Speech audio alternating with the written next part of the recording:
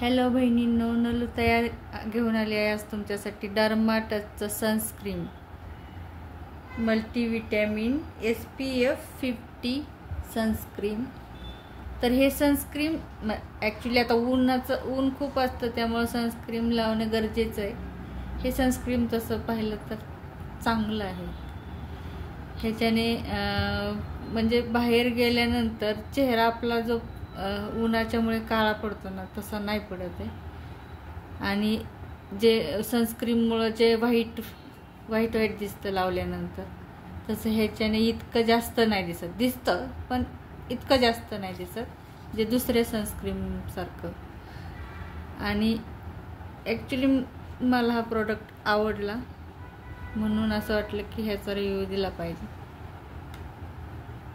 डर्माटचचं आहे हे सनस्क्रीन आणि चांगलं आहे।